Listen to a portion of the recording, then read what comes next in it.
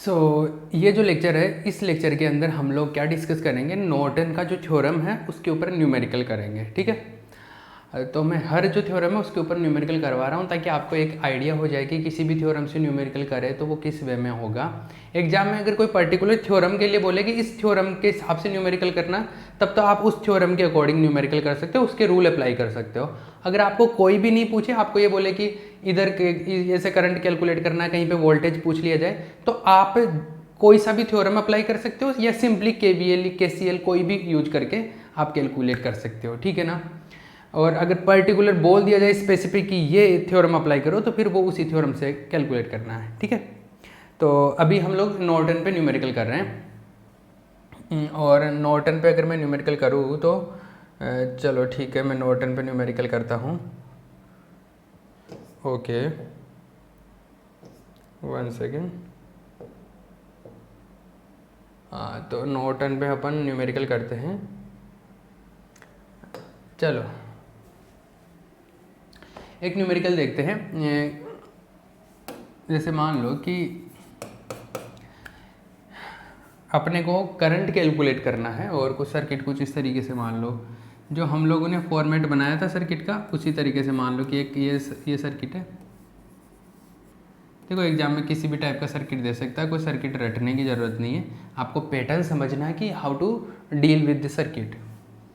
ठीक है, ये सर्किट है, आपको ये पूछ लिया जाए कि इसके अंदर करंट कितना है। ये जैसे मान लो this is R1, this is R2, this is R3, this is R4। आपको करंट का वैल्यू पूछ लिया जाए R4 के अंदर, R4 में धारा का मान अगर पूछा जाए तो आप कैसे कैलकुलेट करो। और अगर आपसे पूछा जाए कि नॉर्टन से करो, ठीक है ना, नॉर्टन से, बाय नॉर्टन,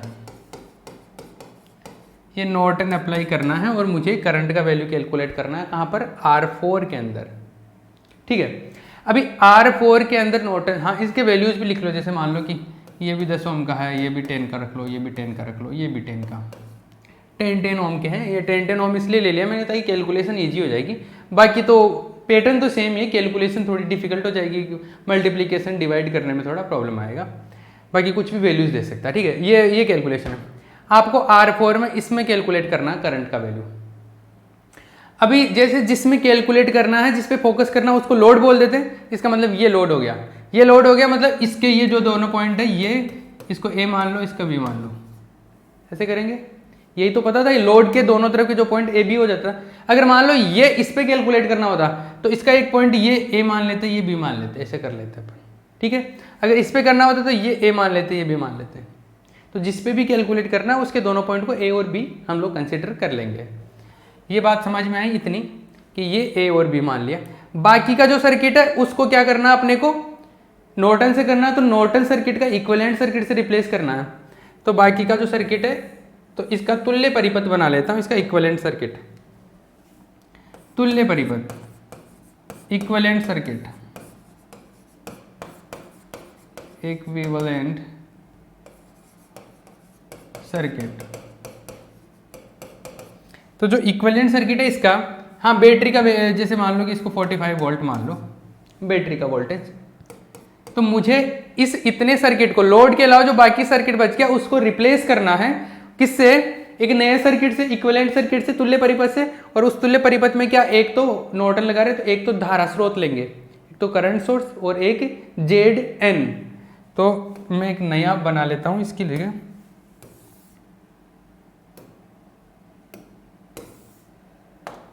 ऐसा है। देखो एक तो करंट सोर्स ले लिया, ये लो करंट सोर्स ले लिया मैंने, इसके पैरेलल में, क्योंकि नॉर्टन अप्लाई कर रहा हूं तो पैरेलल में एक, इसको तो IN बोल दिया नॉर्टन करंट, और ये इसको बोलेंगे ZN। और ये A और B पर हम लोग क्या कर देंगे, लोड को कनेक्ट कर देंगे। ये लोड इम्पीडेंस हो गया, क्लियर। ये लोड इम्पीडेंस कितना था, ये R4 था आई थिंक, ये R4 ही था ना, R4 था 10 ओम का। तो दिस इज R4, ये 10 ओम का है, ये 10 ओम है। ठीक है, अब IN और ZN कैलकुलेट करना है मुझे, है ना, क्योंकि अगर ये दोनों मिल गए तो मैं डायरेक्ट ही कैलकुलेट कर सकता हूँ। मुझे क्या चाहिए था, इसमें करंट चाहिए इसके अंदर, इसका करंट में मान लो क्या मान लो, आई लोड का बोल रहे हैं ना, तो 4 मान लेता हूँ ये, इसमें R4 का, तो IR4 चाहिए मुझे, IR4। तो देखो IR4 में अगर करंट का वैल्यू चाहिए तो क्या, इधर से IN आ रहा है, नॉर्टन अगर मैं लगाऊं इधर से IN आ रहा है, ये दो भागों में बट रहा है, दो पार्ट्स में डिवाइड हो रहा है, इधर डिवाइड हो रहा है, इधर पार्टीशन हो गया इसका। IN इसके अंदर और इसके अंदर, मतलब ZN में और 10 में, इन दोनों में डिवाइड हो रहा है ना, मतलब IN डिवाइड किस किस में हो रहा है, एक तो इस रेसिस्टेंस में, एक इस रेसिस्टेंस में, तो इस रेसिस्टेंस का वैल्यू तो है ZN और इसका क्या बोलते हैं, इसको R4 बोला गया। अब मुझे इसमें करंट कैलकुलेट करना तो इसके सामने वाले से मल्टीप्लाई कर देते हैं, इसके पैरेलल में जो लगा हुआ है ZN, ठीक है। तो मुझे IR4 इस फॉर्मूले से मिल जाएगा, लेकिन इसके लिए मुझे IN का और ZN का और R4 का वैल्यू पता होना चाहिए। R4 तो 10 पता है, ZN का और IN का वैल्यू कैलकुलेट करना पड़ेगा। तो सबसे पहले तो मैं IN का वैल्यू कैलकुलेट करता हूं, किसका, IN का। तो IN क्या है, IN अगर आपको याद हो तो हमने क्या बोला था, IN कि जिस भी रेसिस्टेंस के अंदर या जिस भी प्रतिबाधा में हम लोग करंट कैलकुलेट कर रहे हैं उसको शॉर्ट सर्किट कर दो, उसको लघुपतित कर दो और उसके अंदर जो करंट जाए वही IN है। तो इसको शॉर्ट सर्किट कर दो और यहां पर जो करंट जाए वही IN होगा। तो देखो भैया करो ऐसा, वो जो सर्किट है उसके अंदर ये तो 45 वोल्ट की बैटरी है, ये 10 ओम का, ये भी 10 ओम का, ये 10 ओम का, और ये जो लास्ट में R4 लगा हुआ है इसको क्या कर दो, शॉर्ट सर्किट कर दो। शॉर्ट सर्किट का मतलब डायरेक्ट कनेक्ट कर दो, ये होता है लघुपतित कर दिया। अब इसके अंदर जो करंट जा रहा है ये क्या है, IN है, ये नॉर्टन करंट है। अब ये IN कैलकुलेट करना है, तो ये आप कैलकुलेट कर सकते हैं, कर लो इसको। तो सिंपल तरीके से भी कर सकते हैं। कैसे करोगे, देखो आपके चाहे जैसे मर्जी हो वैसे कर लो। पहले जैसे ये करंट निकालो, मान लो इस करंट को मैं I करंट बोल दूं, I करंट मिल गया तो इन दोनों में तो बराबर बराबर करंट जाएगा क्योंकि 10-10 है ये, अरे बराबर बराबर। एक बार ये करंट मिल गया ना I, तो ये तो दोनों इक्वल है, तो इन दोनों में आधा आधा करंट हो जाएगा। और बराबर भी नहीं हो तो वैसे डिवीजन वाले रूल से कैलकुलेट कर सकते हैं। तो सबसे पहले तो मैं काम करता हूँ, देखो ये दोनों समांतर क्रम में है, पैरेलल में, तो इन दोनों का समांतर क्रम 10 और 10 दोनों सेम है तो आधा हो जाता है, R1 R2 upon R1 plus R2 ऐसे होता है। तो इन दोनों का समांतर क्रम निकालो, इन दोनों का पैरेलल इसके साथ सीरीज में होगा, इसके साथ श्रेणी में आ जाएगा। तो देखो करो इसको कैलकुलेट, ये 10 यहाँ पे कनेक्ट कर दिया, ये 45 वोल्ट का बैटरी, ये 10 और 10 का यहाँ पे लगा देता हूँ, इनका दोनों का पैरेलल। तो इसका 10 का जैसे 10 इंटू 10 अपॉन 10 प्लस 10, अरे ऐसा ही तो होता है फॉर्मूला, जैसे R1 R2 upon R1 plus R2, इस तरीके से होता है ना। इक्विवेलेंट का दो पैरेलल में हो तो दोनों को मल्टीप्लाई करके ऐड करके डिवाइड कर दो, ये कितना आएगा, ये आधा आ जाएगा, 5 आ जाएगा, मतलब ये 5 हो गया, ये 5 ये 10, मुझे करंट चाहिए I इसके अंदर, ठीक है। तो ये 5 10 ये सीरीज में तो 15 हो गया। तो अगर इसी की बात करूँ तो ये ऐसे हो गया फाइनली, ये 15 I, ये 45, ठीक है। अब इसमें किरचॉफ लॉ लगा लो, पॉजिटिव नेगेटिव, इधर से करंट गया तो ये देखो किरचॉफ लॉ लगाया, इसमें वोल्टेज ड्रॉप कितना, I इंटू R 15I, तो ये KVL, इसको मैं सर्किट कुछ बोल देता हूँ, सर्किट A बोल देता हूँ। तो KVL इन सर्किट A लगाओ, ये क्या आएगा, I into 15I, I into R, R 15 है ना, 15I हो गया। फिर इधर से आऊँगा, माइनस आएगा, माइनस 45 इक्वल्स टू 0, तो I equals to 45 upon 15 equals to 3 ampere. मतलब मेरे पास में I का वैल्यू कितना आया, 3 एम्पियर आ गया। आई बात समझ में, I का वैल्यू कितना आया, 3 एम्पियर आया। अच्छा, I का वैल्यू 3 एम्पियर आया। अभी मुझे I कौन सा है, I ये है, इसका वैल्यू 3 एम्पियर आ गया। अब इसके दो पार्ट में जाएगा, ये जो I है दो भागों में चला जाएगा, एक तो इधर एक इधर।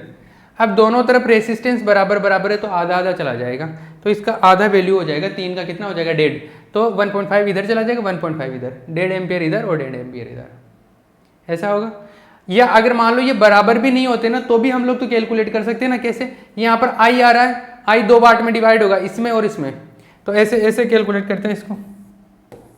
वो IN अगर निकालना होता तो कैसे होता, I करंट आ रहा है, वो दो भागों में बट रहा है, किसमें इसमें और इसमें, तो 10 + 10 में बट रहा है ये, मतलब 10 + 10 में डिवाइड हो रहा है, 10 + 10 में। अब अगर मुझे इसमें करंट कैलकुलेट करना है, इसमें करंट कैलकुलेट करना है, तो इसके सामने वाले से मल्टीप्लाई कर देते हो, 10 से मल्टीप्लाई कर दो, 10 से, तो ये कितना हो गया 10i/20, मतलब i/2 हो जाएगा। और i का वैल्यू 3 एम्पियर था, तो 3/2 मतलब 1.5 एम्पियर आ गया। ये तो मैंने डायरेक्ट भी बता दिया था, क्योंकि वहाँ पे तो दोनों तरफ बराबर बराबर लगा हुआ था, तो आप डायरेक्ट पता कर सकते थे। लेकिन ये अगर अलग अलग लगे होते तो भी आप इस तरीके से कैलकुलेट कर सकते हो। आपको पैटर्न समझ में आना चाहिए। आंसर तो बाद की बात है कि आंसर आ रहा है कि नहीं आ रहा, बट पहले मेथड या पैटर्न समझ में आना चाहिए। IN का वैल्यू आ गया आपके पास में, ठीक है भैया, IN आ गया।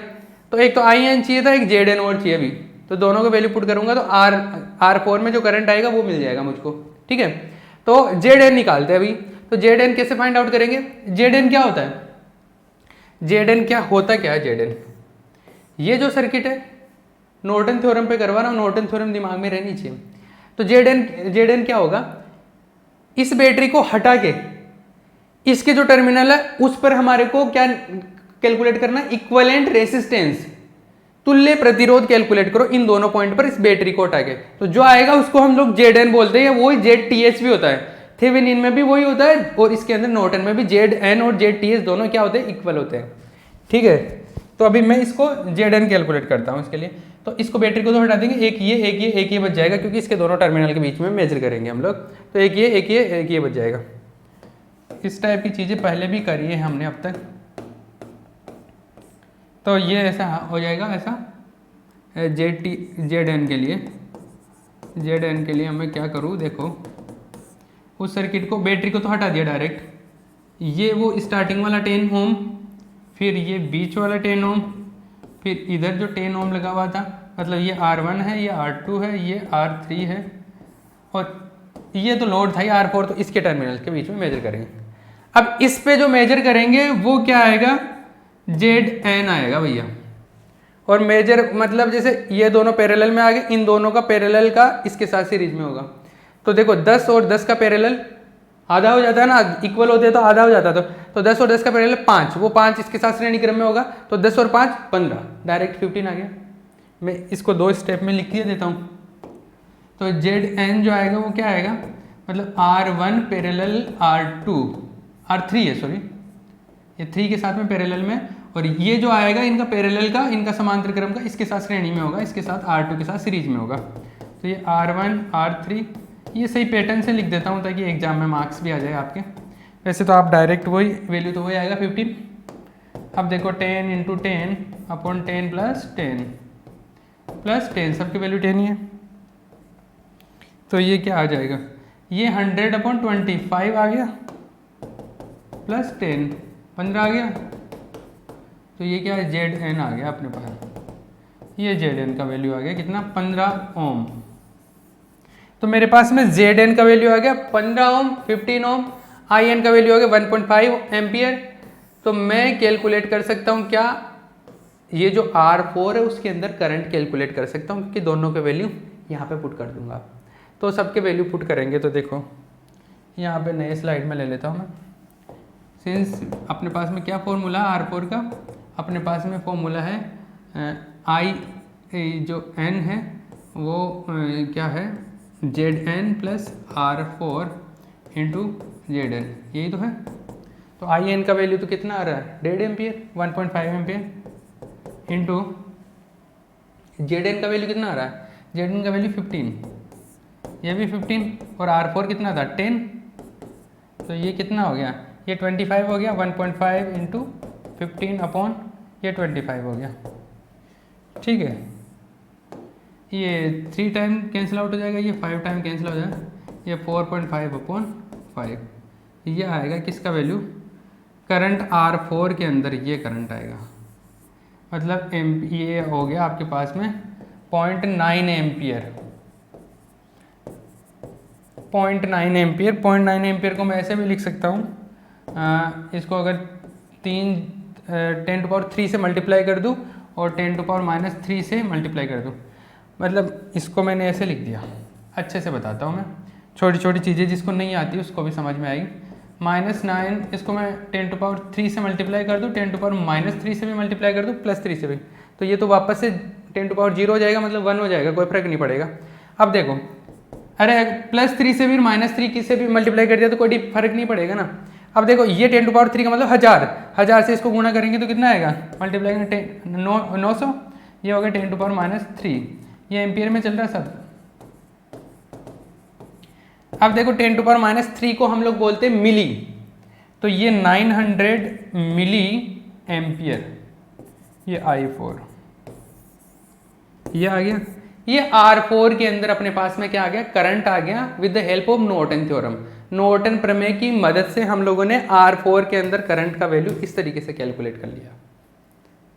ठीक है, मतलब अब हम लोग जो सर्किट बनाएंगे, एक सेकेंड, ये जो सर्किट है इस सर्किट के वैल्यूज आ गए, मतलब मेरे पास में ये जो वैल्यू आया है कि इसका वैल्यू कितना आया मेरे पास, इसका वैल्यू आया, मतलब मैं ऐसे है कि ये जो सर्किट बना वो ऐसा है,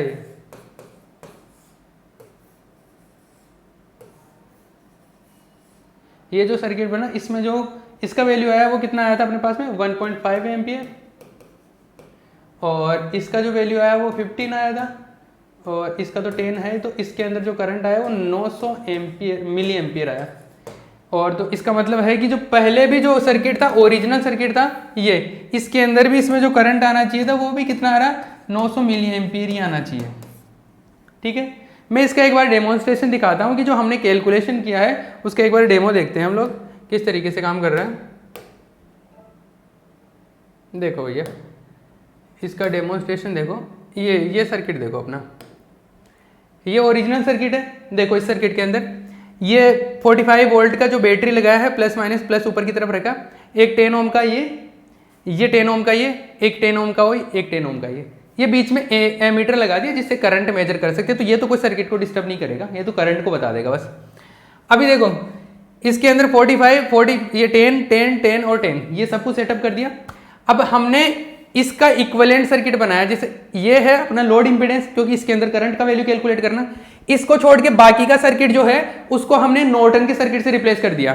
तो बाकी का जो सर्किट है उसको अगर रिप्लेस करेंगे तो देखो ये ऐसा, ये इसके इस तरफ का जो सर्किट है उसको छोड़ के उसको पूरे को हमने नॉर्टन के सर्किट से ऐसे रिप्लेस किया, तो ये सर्किट बना। तो इसके इस तरफ देखो, एक तो लगा दिया हमने करंट सोर्स लगाया, एक क्या लगा दिया हमने पैरेलल के अंदर एक इंपीडेंस लगा दिया, मतलब प्रतिरोध लगा दिया, यहाँ पर प्रतिबाधा प्रतिरोध बोल रहे हैं हम लोग यहाँ पे, ये लगा दिया। तो इसमें जो करंट आ रहा था पहले ओरिजिनल सर्किट में और अभी नॉर्टन वाले में जो करंट आ रहा है दोनों वैल्यू सेम आनी चाहिए। तो देखो यहाँ पर प्रैक्टिकली पता चल रहा है कि इसमें 900 जा रहा था पहले भी, इसमें अगर मेजर करते हैं अभी भी कितना जा रहा है 900, क्योंकि हमने जैसे अगर बात करूं अपना जो ओरिजिनल सर्किट है एक्चुअल में जो कैलकुलेशन में किया, इसमें 45 वोल्ट का बैटरी लिया है और इसके अंदर जो आया है ये 1.5 एम्पियर का और ये 15 का आया था, IN और ZN, तो वही काम में लिया मैंने यहाँ पे। देखो ये IN का वैल्यू 1.5 एम्पियर और ZN का वैल्यू 15 ओम, तो ये चीज़ें अगर इसके अंदर काम में लूँगा तो नॉर्टन सर्किट को की हेल्प से हम लोग सेम चीज़ें फिर से कैलकुलेट कर पा रहे हैं।